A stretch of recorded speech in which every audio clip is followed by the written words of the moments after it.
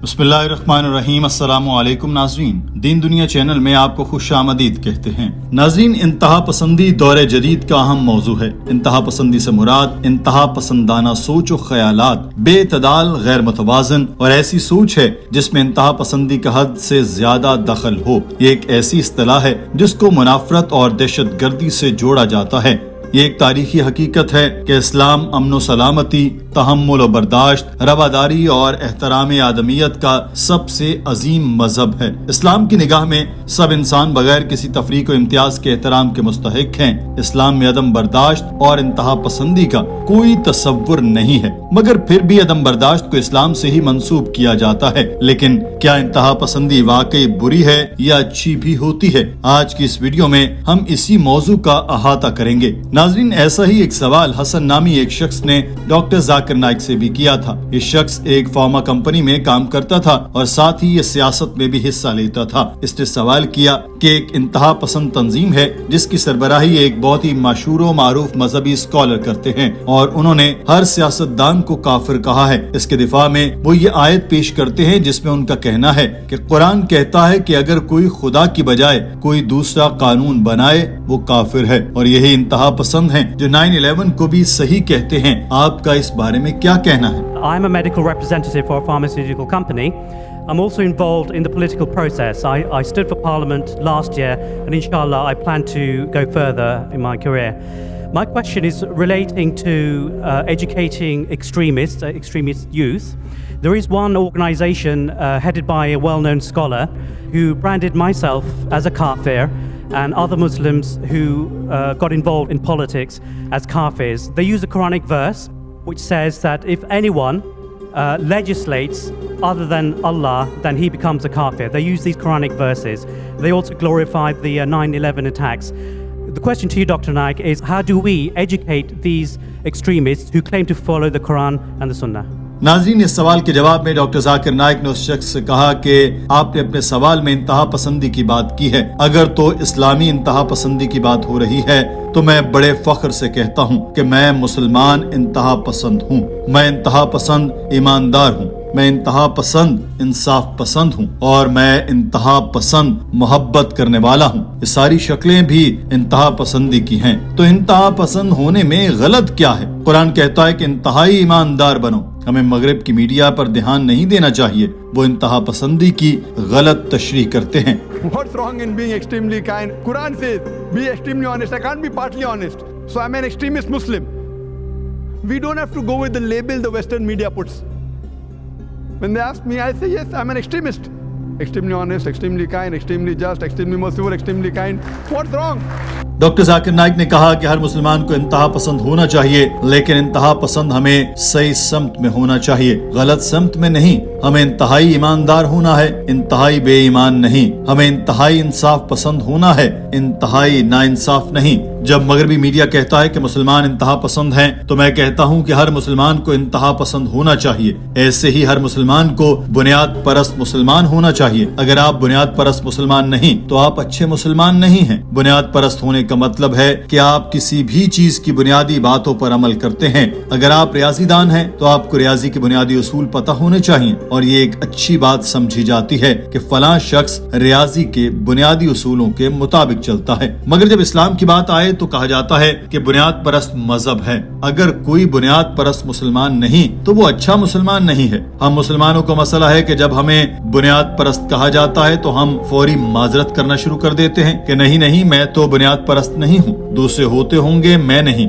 मैं डंके की चोट पर कहता हूँ कि मैं इंतहा पसंद भी हूँ और बुनियाद परस्त भी। So if the media is telling that there are some Muslims who are extremists, I say every Muslim should be an extremist. Every Muslim should be a fundamentalist. If you are not a fundamentalist Muslim, then you're not a good Muslim. You're not a practicing Muslim. So what the media gives labels on us, we get apologetic. I'm not a fundamentalist. I'm not an extremist.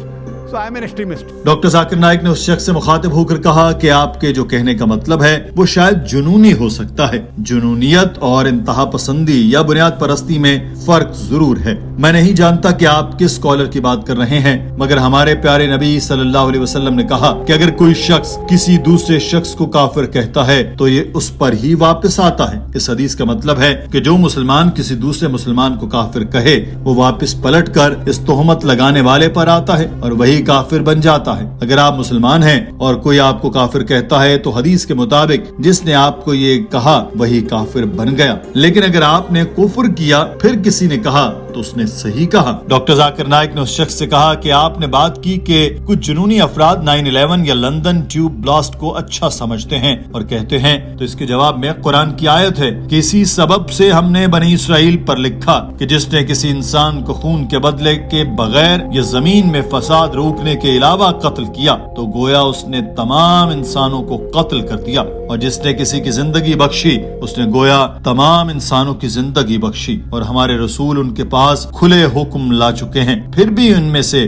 بہت سے لوگ اس کے بعد بھی زمین میں زیادتیاں کرنے والے ہیں. قرآن کے مطابق کسی بھی بے گناہ کی جان لینا حرام ہے. ہمیں معلوم ہے کہ 9/11 میں 3000 بے گناہ لوگ مارے گئے، لندن دھماکے میں 50 لوگ مارے گئے، ممبئی میں دھماکہ ہوا 200 لوگ مارے گئے. کوئی بھی معمولی سا اسلام کا علم رکھنے والا شخص بھی ان حملوں کو اچھا نہیں کہے گا، یہ حرام ہے. مگر یہ بات صرف یہیں تک نہیں رہنی چاہیے. ہمیں 9/11 لندن دھماکوں کی مذمت کرنی چاہیے، مگر ساتھ ہی ہمیں عراق میں ہزاروں مسلمانوں کے قتل کی بھی مذمت کرنی چاہیے. افغانستان میں ہزاروں مسلمانوں کے قتل کی بھی مذمت کرنی ہے. بوسنیا اور گجرات میں بھی سینکڑوں مسلمانوں کے قتل کی مذمت کرنی چاہیے. ہم کیوں 9/11 کی مذمت پر ہی چپ ہو جاتے ہیں؟ میں نے یہی بات امریکہ میں ایک بندے سے کہی تو وہ بولا کہ ذاکر بھائی ہم ابھی صرف 9/11 کی بات کرنے کے لیے ہی آئے ہوئے ہیں. بھائی ڈرتے کیوں ہو؟ بات کرو.